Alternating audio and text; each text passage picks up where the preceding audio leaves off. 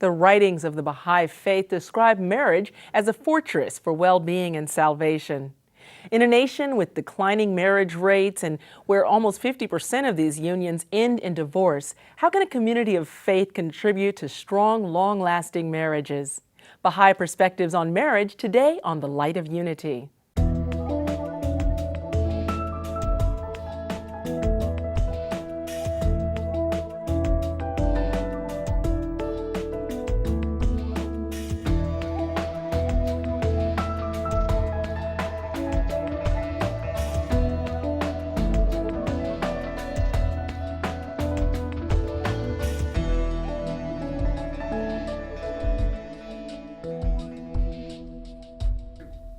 Welcome to Light of Unity. I'm Nwandi Lawson. You know, we're in a faith where unity is a guiding principle. In the Baha'i community, it does begin at home. So today we are joined by two married Baha'i couples. Daniel Rinaldi and Parisa Nirani have been married for almost 3 years, and John and Sharon Joyce for almost 40 years. So we have two differing perspectives here, but coming from the same standpoint as far as the Baha'i faith. So we want to welcome you to the Light of Unity today. Thanks for being with us. And I'm wondering if we can start just by kind of sharing with the audience what the overall vision for marriage within the Baha'i community is. And John, maybe you want to share a little bit about kind of the spiritual nature of marriage. Well, the spiritual nature of marriage, from my understanding, is based on the foundation of marriage being spiritual relationship.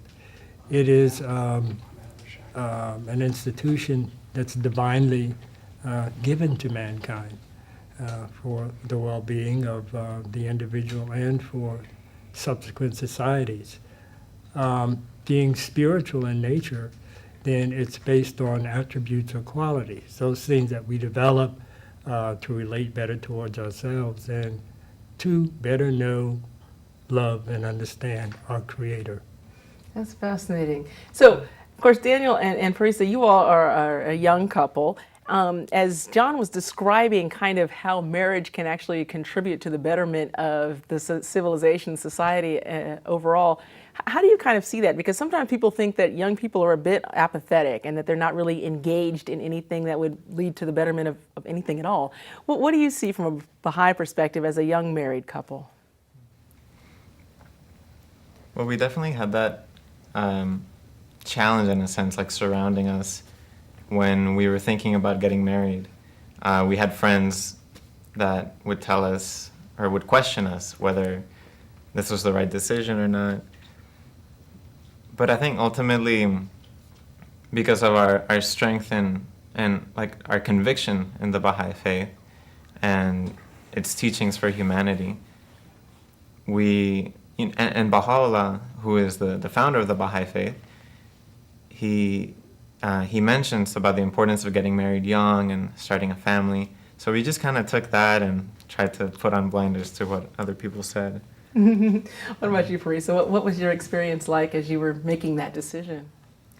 Yeah, well, you talk about contributing to the advancement of civilization. And in our faith, one of the figures of our faith, Shoghi Effendi, he speaks of the disintegrating and integrating forces of society.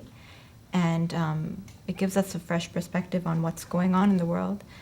And, you know, a lot of people are afraid of marriage, thinking of like all the divorce rates and everything that's going on lately. But if we as Baha'is see that as the disintegrating forces of society, allowing a new foundation of marriage, a new way for family life to be developed, then it's very exciting, especially as a young couple, to be a part of that, to be a part of the integrating forces and this new spiritual foundation for marriage. So what about the notion, especially it may be unique to America, I'm not sure, but that when you're young, you should be out sowing your wild oats. What about that? How does that ring to you when you hear that kind of a statement? Well, I think it's a misconception. You know, like they say that young people should have fun, right? But I think that's a misconception as to what brings us true joy. And, you know, is like we believe that true joy is inner joy, and it's long-lasting. It's not temporary. And what really brings us that is that sense of closeness and nearness to God that we achieve through that daily struggle of manifesting His attributes, such as love, generosity, patience, and so on. And marriage is one of these things that we feel bring us joy, and we obviously, try to manifest love toward each other and toward others, toward the family that we want to raise at some point. And it's just very inner. Very. Yeah. I think there are a lot of assumptions like this about youth, and fortunately, as us being Baha'is, and especially being able to participate in a particular course that's trained us to work with junior youth or adolescents, I've learned that a lot of those assumptions out there about youth need to be challenged, and they are just that. They're just assumptions, not really based on reality. So one is this, that youth should be go out and have fun or explore the world, and while they don't have responsibilities, and that marriage maybe is a responsibility, but as a Baha'i, I see things differently, and I see that once a youth is mature, the responsibilities that come with marriage really do bring joy, and we can do so many more things as a couple than just as an individual. So in the Baha'i writings, there's a quote that says that true marriage of Baha'is is this, that husband and wife should be united both physically and spiritually, that they may ever improve the spiritual life of each other, and may enjoy everlasting unity throughout all the worlds of God. This is Baha'i marriage. That comes from Abdul-Baha, who is, of course, the son of Baha'u'llah, the founder of the faith. And I'm wondering, Sharon, I'm going to turn to you, that after being married for 39 years, the portion that's talking about helping to improve one another's not only material condition, but spiritual condition, how have you, found that both as someone who was married very early on and then all of these years later? How does that work within a Baha'i marriage? Well, I think with John and I, we have, from the very beginning, always encouraged each other to whatever the person wanted to explore or to try and develop in themselves, we encouraged each other. And that really hasn't changed. It wasn't always easy for me because John is really a servant of mankind. And so he was on a lot of committees, he served a great deal. But then it turned around too. When it was time after the children left and I wanted to go to school, or back to school, and that meant me leaving home for 6 months, he stood behind me. Spiritually, that is the key to, I believe, our marriage and the success of our marriage. Both of us came from fairly dysfunctional families, and there wasn't the role models for a good, healthy institution. And from the writings of Baha'u'llah and being active in the Baha'i community, we learned how to support, what it meant to be spiritually connected, and what it was to foster that growth and love between ourselves and in raising our children, especially with them. I think. That's interesting. John Daniel was mentioning earlier about the call in Baha'i marriage and in Baha'i life in general to kind of build up those virtues within each person. He was mentioning love and generosity and some of the other things. How do you think that kind of is strengthened within a marriage as opposed to how you might be able to do that just as a single person? Well, I think that God gives us an opportunity to experience the opportunity for developing our spiritual qualities, attributes, and so forth and so on. He doesn't give them to us as individuals, but he gives them to us in relationship to the culture or the society that we're growing and developing in, that we live in. And I think that as we grow and try to inculcate in our lives the qualities that God calls us to, we develop them, for better or worse, in terms of how we relate to people in society.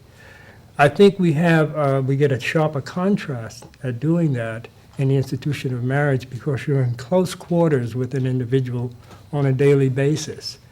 And on a daily basis, you're called to understand, respect, and appropriately respond to the nobility of that individual that God has created all of us in. Mm-hmm. And in that light, it calls for respect, it calls for love, it calls for kindness, and it calls for encouraging the individual to be who she or he is in relationship to their march, their walk towards their Creator. And that's what it means to me. Hmm. And Sharon made an interesting point about as you were growing and developing and wanting to take your life in some different directions and getting some support from your husband. And I wanted to turn to Daniel and Parisa and say, certainly as young people, you all are moving through some times that you're, going through transitions and so forth. And I'm wondering if you can speak a little bit to that, because sometimes one of the reasons people don't think that people can get married early is that it means the end of your life, right? If as a young woman you get married, you're not going to finish school, you're not going, all of these kinds of things that are kind of stereotypes. What has your experience been like? Yeah, I mean, honestly, I didn't realize how many stereotypes were out there until I was telling people, I was excited and I was telling people I was getting married, and I was, in the first or second year of college, and people were asking me, are you going to continue school? And I thought, that is so silly. Why would they be asking me? Look, I couldn't even grasp that question. Like, why wouldn't I, And I would tell people, to be honest, there are a lot more distractions in school when you don't know who you're going to be with and you're looking around, for us, we got married and towards the beginning of our higher education, and that gave us a lot more ability to focus. And there have been a lot of different things that we've been able to choose together. We talk to each other about career choices and what different qualities and talents we want to develop together and individually. And so even the decision that we've made recently, to Daniel Badi, he had the desire to serve the junior youth program full time, and so we had to make that decision. What would that look like in terms of our lives? Take him a little longer to finish school. At the same time, I would start another level of schooling. So it's just really exciting to make those decisions together and realize and understand that there's no limit, anything that, we feel is necessary for individual advancement in order to serve better or to advance our education. The other person is not going to say, no, don't even think about that. Marriage is never a limitation. It's just like, okay, now let's look at our situation and our circumstances, and how can we help each other do this, So it sounds like you guys feel like you can advance in at least the same way that you could otherwise, and perhaps more strongly since you're working at it together. Did you want to add anything to that, Daniel?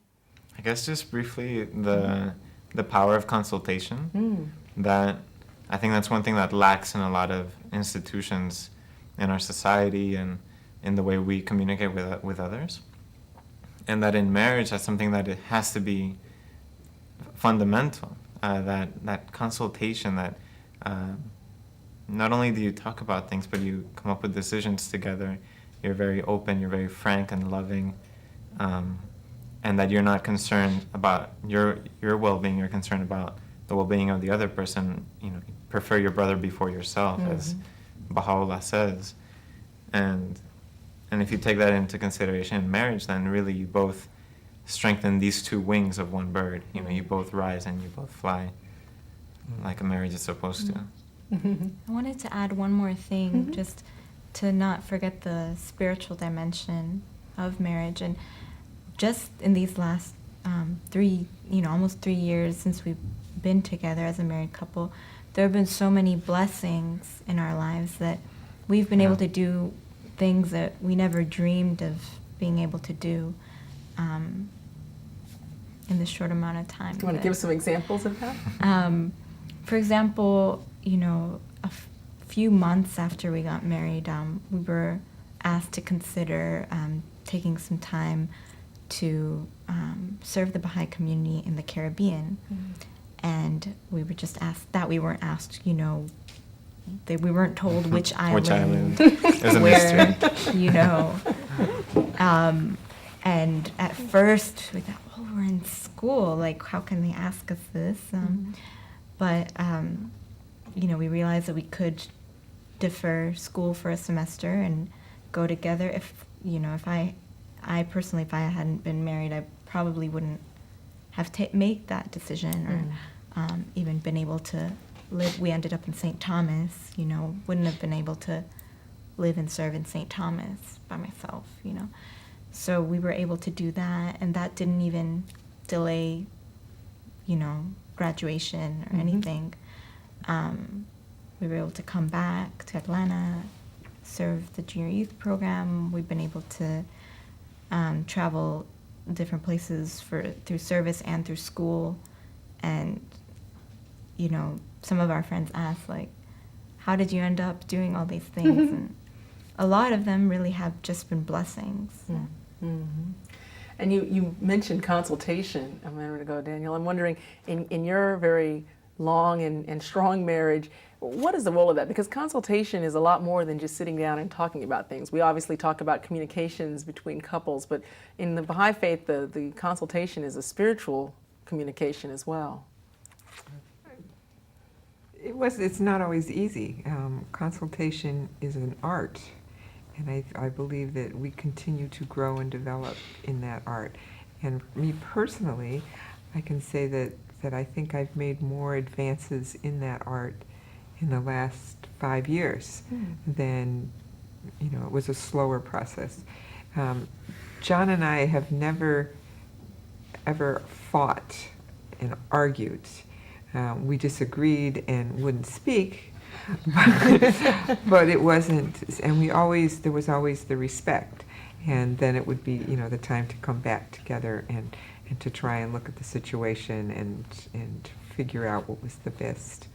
And I can say, I truly believe for me, and I'm not sure how John feels, but it's seeing how we have changed and developed, and me really looking when I want to consult, to really choose my words and really think about what I'm saying and how I'm saying it, and to make sure it's done with a loving heart. So it's still a work in process.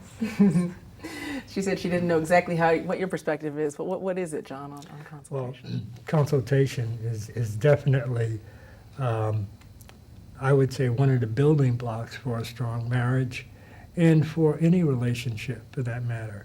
And one of the difficult things for me to learn about consultation is that, prior to being given the gift of consultation to the Baha'i faith, whenever there was a discourse or when there was a conflict or something like that, the notion for me to be involved was that of winning, so I would develop my argument, so I would win, But with consultation, my understanding and my goal is to try to find, first to arrive at truth, and then use that truth to come to some sort of solution.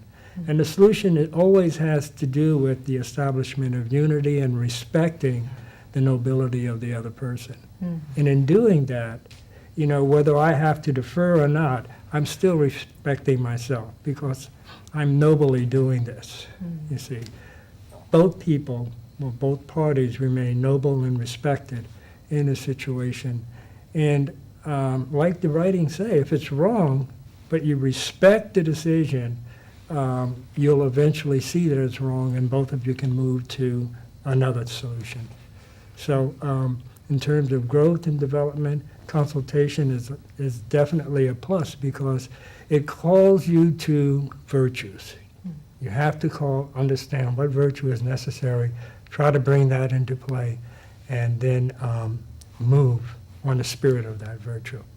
That's fascinating. So unity continues to be the root of all of this. And you know, among the Baha'i marriage laws, the law of consent is an interesting one in terms of fostering that kind of unity. I'm wondering if anyone would like to just kind of, you know, inform people about what the law of consent is and why it's vital to Baha'i marriage. Do you want to tackle that one? Sure, Daniel? yeah. I mean, like, marriage isn't just a union of two people, but also of two families. And family is the most basic unit in a society.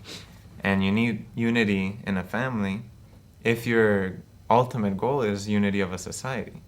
You know, it's like a micro version of society. And so if you're bringing these two families together, you need unity and consent is that, like that first step to have that love and unity between the two families. So how exactly does this work? What do we mean when we say consent? Well, you need permission from your living parents to marry whoever you choose to marry.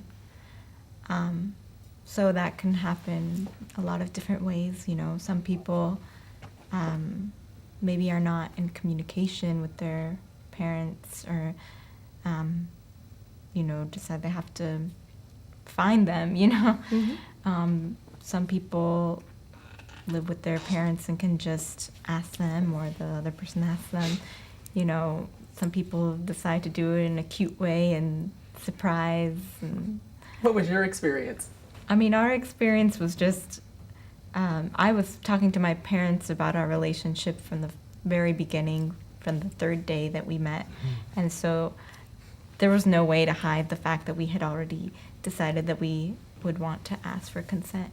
So they already sensed that, and they already, you know, kind of said that they felt it would be okay. Before even meeting me. They had a lot of respect for their daughter. Trusted my intuition. But when we were getting to know each other, Daniel was away out of the country, so he was not in communication with his parents as much. He could call them, you know, kind of once a week, and so they were not as aware. So we ended up, my parents and I ended up coming down to Atlanta and meeting everybody met, and we all talked about it and what it would mean. Consent can be, you know, conditional as well. If the parents feel like, you know, they want to give permission, but they want to have it conditional on, you know, something material, maybe like completing part of your education. That's up to them. But also there's guidance in the writings about for the parents to have that process be guided by prayer and consultation. They should understand the consequences of their decision. You know, they should understand that they can't just say no just because they feel like it, and you know, without really giving it thought and prayerful consideration. That's interesting.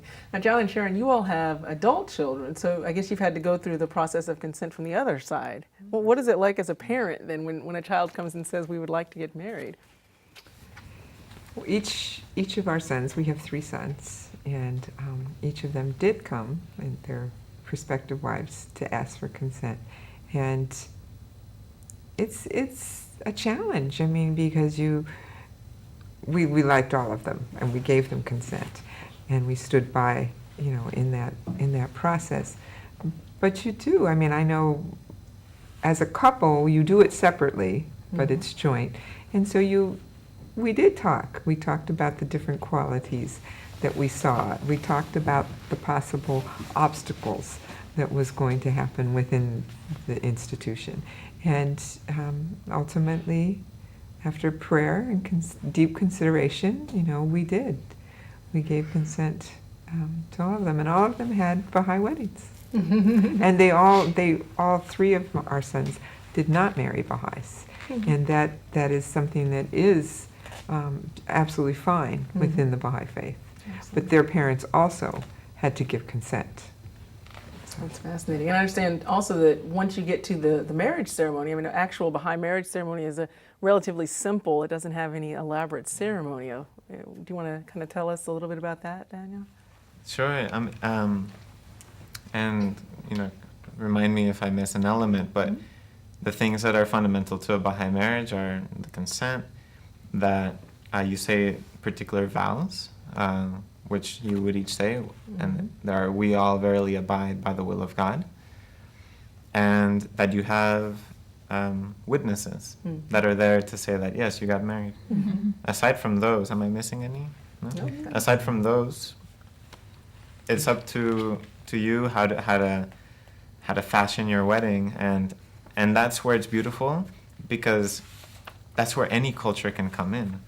Any culture can have their cultural marriage, especially if you have multicultural Couples, right? I mean, Yeah. it's really beautiful. Yeah, it sounds like it. What was it like when you had to then, both for your own wedding and then for your own children's weddings? So you got to do something, I guess, somewhat unique for each occasion? All three of them were very unique. Ours was very simple. It was a garden wedding. Our oldest son, that was at a school or a chapel, and then they had the wedding, both the Christian and the Baha'i. Our middle son, we went to France. Oh, how lovely. He actually had 3 weddings. They had the Baha'i ceremony, and in France you have to be married by The civil. and then they had another ceremony after. So they got to marry 3 times. And then our youngest son, they had a very elaborate wedding in a church, and the Baha'i ceremony took place the day before at the rehearsal dinner. So each of them had their own beautiful dynamics. Well, it sounds like a lot of these stories are so very beautiful and meaningful, and that they're all kind of contributing to family unity. So thank you so much for all of you sharing your stories of Baha'i marriage and your perspectives on that. If you'd like more information about the Baha'i faith, Baha'i marriage, or any other aspects of the faith, there's lots of ways for you to find out. Please feel free to call 1-800-22-UNITE, or you can go online to baha'i.us. And of course, we want to remind you, as always, that so powerful is the light of unity that it can illuminate the whole earth. We'll see you next time on The Light of Unity.